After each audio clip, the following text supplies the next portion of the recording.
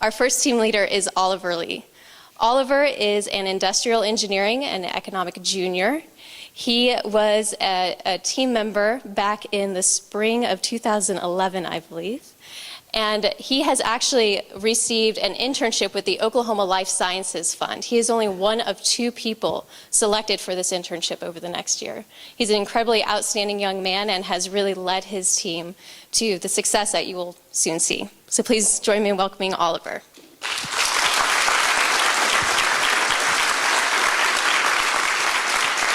All right. Thank you, Val. So I was really privileged this semester to be the team leader for the project with new fatty acid VLC-PUFAs this semester. And with this came the great opportunity to work with leading researchers at the OU Health Science Center who joined us this evening at the back, Dr. Robert Anderson, Dr. Martin Palabaga, and Steve Brush, as well as the opportunity to work with our mentor and technology manager who have gave us commercialization as well as legalization process feedback to help us along the process. Our mentor this semester was Dan Bales, and our technology manager was Kenan Garrett. And so I really wanted to appreciate their time this semester and helping us along so that in making it a really good learning experience. And personally for me, in addition to this learning experience, one thing that I'll definitely remember from this semester is just the interactions with the team members.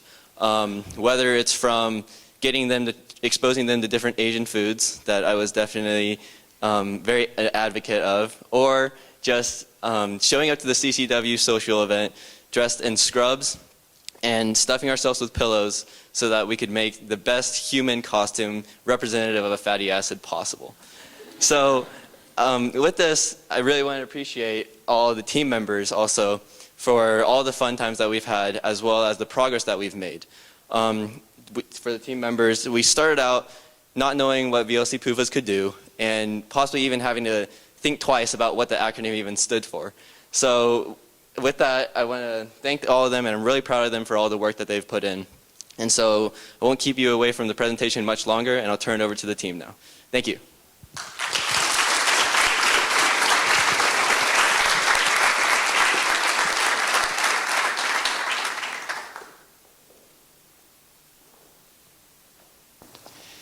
Researchers at the University of Oklahoma have recently characterized a nutrient which has been shown to be critical for several facets of good health.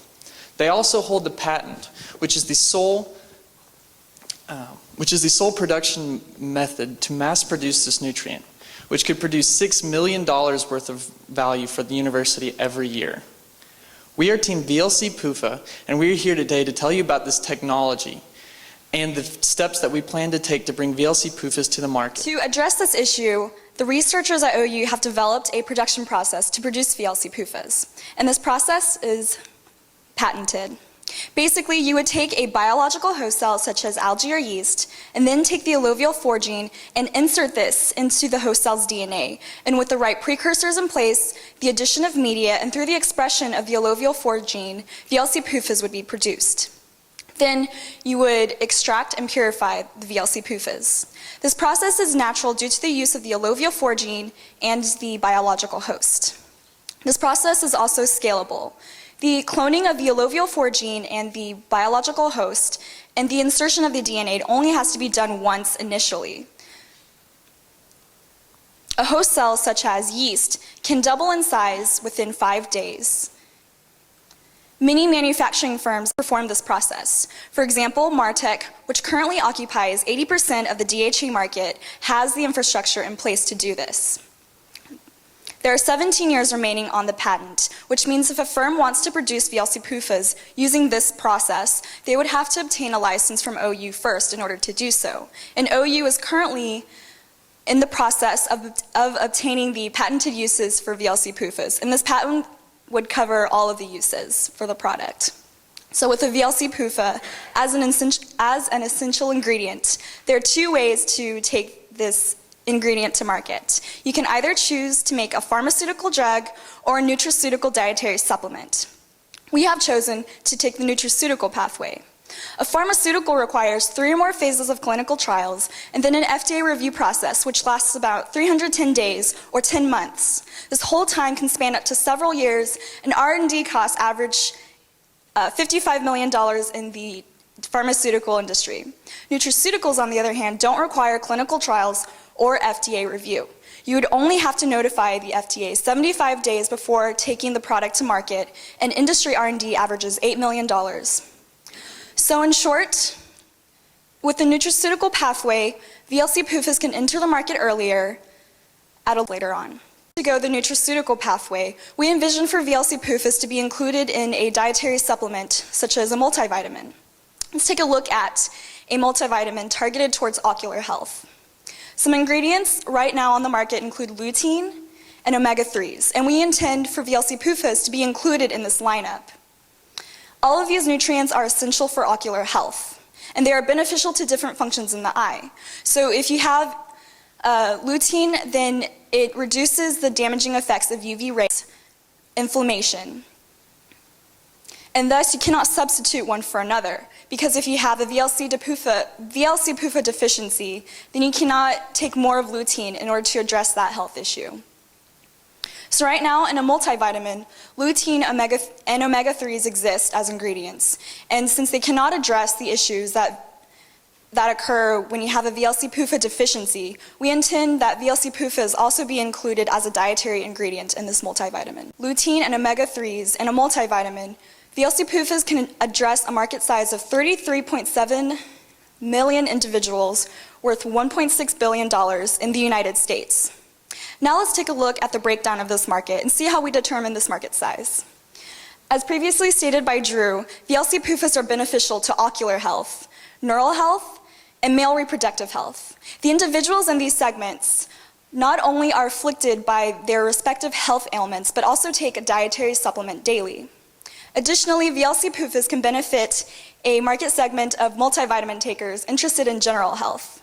This market is already established, and the 22.5 million individuals are benchmarked off of the proportion of individuals taking a dietary supplement daily and has the ingredient lutein in that dietary supplement.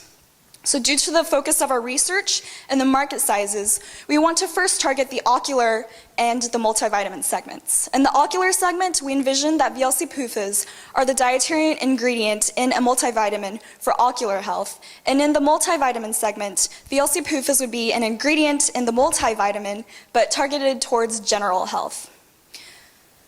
So once again, the market size is 33.7 billion individuals worth $1.6 billion in the United States.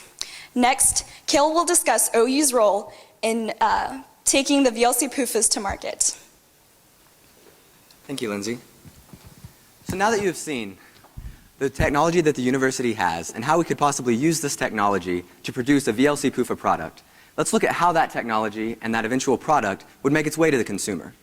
As the intellectual property holders, the University of Oklahoma will be responsible for licensing our technology to a distributor, such as Fortify Eye Vitamins or Centrum Multivitamins. This distributor would then be responsible for the manufacture of the VLC-PUFA product and then the sale of that product both directly to retailers and to consumers through online sales. Now, what will the costs and revenues look like for each of these entities? With an estimated daily dosage of 25 milligrams for the VLC-PUFAs, and a bottle containing a 30-day supply of this dosage, the estimated cost for the VLC-PUFA component per bottle will be $2.20 for the distributor. This $2.20 cost is derived from the marketing cost, the labor cost, the cost of the media and precursors that are needed to create the VLC-PUFAs, as well as the extraction and purification of these VLC-PUFAs from the biological host. These costs will then be multiplied by an industry standard profit margin of 9.1%. This means the distributor will receive revenues of $2.39 for every bottle of VLC-PUFAs sold. The retailer will then have a cost of $2.39, which will be multiplied by an industry standard markup of 75%. This 75% markup means the consumer can expect to pay $4.18 for the VLC-PUFA component of their dietary supplement. But what does this mean for the university? A conservative estimate of a royalty fee for the university would be 2%, and this would be derived from the distributor's net sales. So the number we're concerned with here is the $2.39 that the distributor would receive from the retailer. So with that 2% royalty fee, the university can expect to receive 4 cents for every bottle sold with a VLC-PUFA component. In addition to the revenue received from the retail sales, the distributor will also be receiving revenue directly from consumers. This will look more like $3.85 per bottle, and the university will still receive our 2% royalty. So this will be 8 cents per bottle from the direct-to-consumer sales. Now, 15% of consumers purchase their nutraceutical products from online sources, and 85% purchase directly from retailers. So with this in mind, the university will receive a weighted average of 5 cents per bottle of a dietary supplement sold with a VLC-PUFA component. So keep that 5 cent per bottle number in mind, and let's look at exactly how much value this is going to translate to for the university. Currently, our technology is in the research stage. It will take an additional $1.5 million in research and tests to be completed before the VLC-PUFAs can enter the market. In addition, we will need $1.8 million for the materials needed for these tests. After our research has been complete, we'll have a target saturation of the ocular market of 12.5% and 25% for the multivitamin market. So our research should be completed in the year 2014. In this year, we will enter the ocular market and expect revenues of $234,000 from the sale of ocular supplements with a VLC-PUFA component. In addition, in the year 2016, we will enter the multivitamin market, and the university can expect an additional $2.4 million in revenue. And finally, in the year 2018, once we have reached our target saturations of both the ocular and multivitamin markets, the university will be bringing in a revenue annually of $5.8 million. So over the lifetime of our patent, this product could potentially generate $65.3 million in gained revenues for the University of Oklahoma. As you can see, this opportunity could be very lucrative for the university. Renoj will now give our team's recommendations to the university on how to capitalize on this opportunity. Thank you, Kale. So, now that you've seen the high returns that the university would receive from licensing this technology, we have some recommended next steps that the university should pursue to reach our maximum potential. We have divided our next steps into 2 categories: technology development and business development. Presently, in the technology development side, we need to complete our primary research. This primary research needs to show conclusive evidence of ocular health benefits of VLC-PUFAs and also validate other claims such as fertility and neurodevelopment. To complete this research, our researchers need to seek funding for $3.3 million. This would come from grant sources from government and other groups that are focused on ocular health research. Some examples would include National Institute of Health, the Research to Prevent Blindness, and the Macular Society. We anticipate completing this stage of our research and seeking funding in 2 years. We would first do the tests and then filter down our results to publish a paper. On the business development side, we need to start creating VLC-PUFA awareness in the marketplace. This would be done by attending conferences such as CRN's annual symposium for dietary supplements, and also our inventors are already planning to attend the International Study for the Society of Fatty Acids and Lipids Conference in Canada in May to start off this process. Our inventors also need to publish articles in medical journals that are focused on nutraceutical market. Some examples would include American Academy of Ophthalmology and the Journal for Clinical Nutrition. So, as I've mentioned before, in the 2 years that we take to complete the primary research, we would spend time to filter down our results to publishing a paper. So the research tests would be done first. Once the research tests are done, the OTD would start contacting distributors to license our technology to create VLC-PUFAs and reach the market. Some examples for distributors would include Fortify Eye Vitamins and Central Multivitamins owned by Pfizer Corporation. Back to the technology development side. Once we complete our primary research, the inventors and the university need to pursue third-party researchers to provide us with credibility from third-party research. This will be done by entering national-wide studies such as AIRS 1 and 2 studies. AIRS 1 and 2 studies were specifically focused on ocular health research in the marketplace. And these tests and results have been proven to be crucial in the success of lutein and omega-3s, as we've talked about before in the marketplace. So, as you can see, VLC-PUFA is an essential ingredient for a human body. And currently there are no technology in the market to address this problem and supplement to humans. Our technology would address this problem by creating VLC-PUFAs through a scalable and patent-protected method. The scalability of this method would give the distributors a low cost of operating costs and would provide the university with protection on the revenue sources that they would receive. And with this technology, we can target a large and growing market. We've established this market to be over $1.5 billion and contain over 33 million individuals in the US. So, to reach this large market, we need to complete our research. This research would be completed by seeking $3.3 million in funding and also creating VLC-PUFA awareness in the marketplace so that the consumers demand for this product. Once this awareness is complete and consumers start demanding our product, we would license it to a distributor. And the distributors provide the university with revenue in form of royalty fees. We anticipate receiving $5.8 million once we reach our target market saturation. So, as you can see, our technology would provide positive value to the university, the consumer, and the distributor. Thank you all for attending this presentation this evening, and we have been very excited to work on this project. It's been called the Gatorade of the University of Oklahoma, and we would like to open up the floor for questions.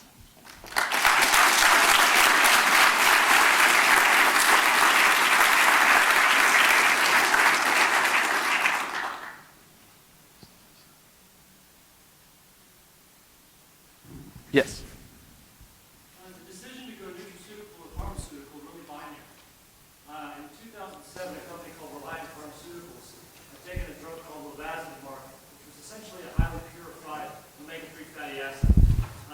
Currently, GSK, after acquiring Reliance for $1.6 billion, is doing $800 million a year in sales.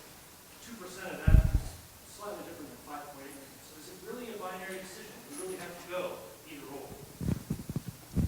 That's a very good question. You don't have to go either or. You can definitely definitely make a drug or a dietary supplement. The reason why we chose to take the nutraceutical pathway were for the reasons earlier. You can enter the market earlier at a lower cost, and our target market is bigger. But for example, with omega-3s, whenever they had the drug, it's basically just a higher dosage or concentrated version of an omega-3 in a dietary supplement. So patients would basically just take more of the dietary ingredients as opposed to purchasing the more costly drug. And therefore, it wouldn't cannibalize, the nutraceutical wouldn't actually cannibalize on the pharmaceutical industry. Yes.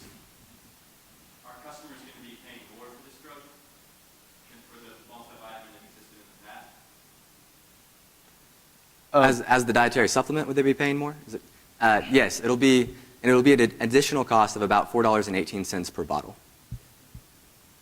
What's the cost right now? The cost right now, it's semi a niche market. It would only be added to dietary supplements that are currently targeted for ocular health or those multivitamins that currently contain nutrients that are beneficial to eye health. And those already are much more expensive than just your normal $10 multivitamin from Walmart. So the average cost of those bottles is closer to $50, so it'll take it from about $50 to $54, $55.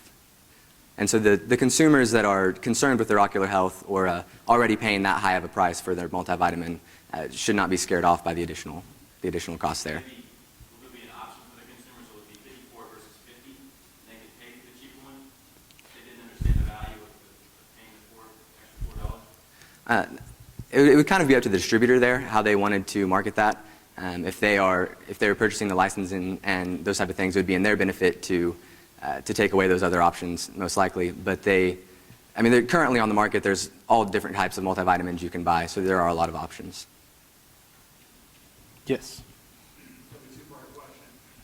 The first part is, why would I pay more for multivitamins with PUFAs? Well, the health benefits provided by the PUFAs cannot be received from anything else currently on the market. So as it stands right now, if you're deficient in the VLC-PUFAs, you have no way of supplementing those VLC-PUFAs. And if your body can't produce them, then you're just kind of out of luck. So our product would allow you to receive those full benefits and have the healthiest vision that you possibly could. So the second part of the question is, how do you make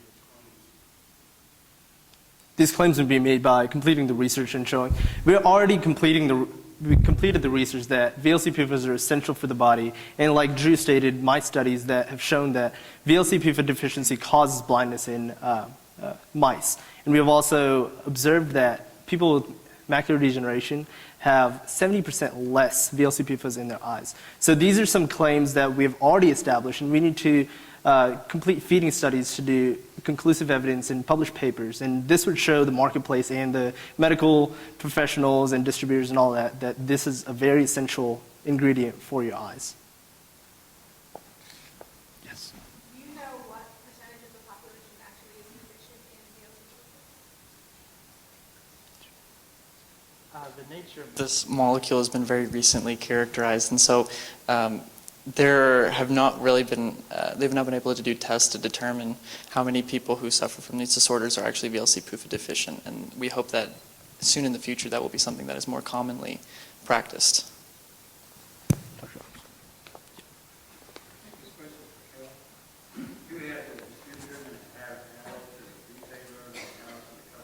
Yes, sir.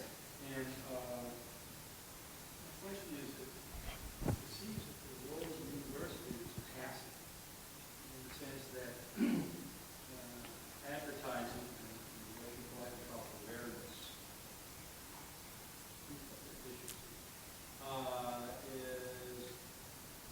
something that's going to be in the hands of the distributor and the retailer. Mhm. Is that interpreting that correctly? And if so, what control does the university have over promoting retailer, I'm sorry, distributor or retailer from promoting the product? Right. Vitamin supplements are, maybe I'm just at the age where that's Coca-Cola everything. How is it that I'm going to decide that I really need this thing? And who's going to tell me that I need it? Right.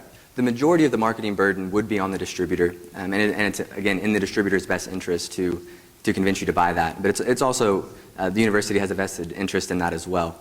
So the university's role in marketing will rely heavily on our researchers and inventors in finishing their research and then heavily publishing those claims widely through medical journals, as well as attending those conferences and beginning to, in the medical community, the ophthalmology community, popularizing that idea of the importance of the VLC-PUFAs, which will then spread into the consumers. But the majority of the marketing, as far as like commercials or in-store marketing, would be the responsibility of the distributor. As a follow-up, your arrows didn't have medical doctors who used them in the Okay. If I'm going to say 55 drugstore on the field, probably do it if the doctor tells me to, probably not because my colleague tells me. Mhm.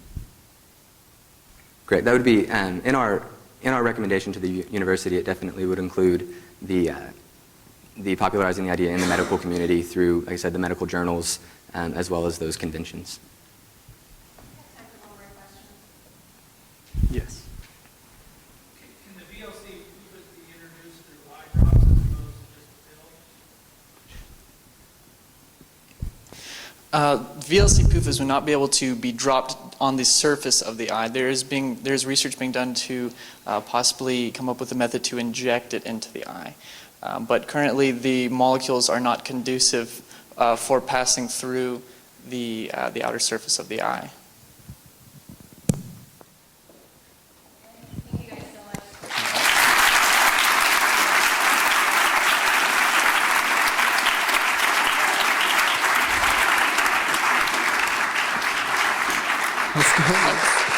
We're very proud of this team, like they said. We're looking at it as the Gatorade for OU.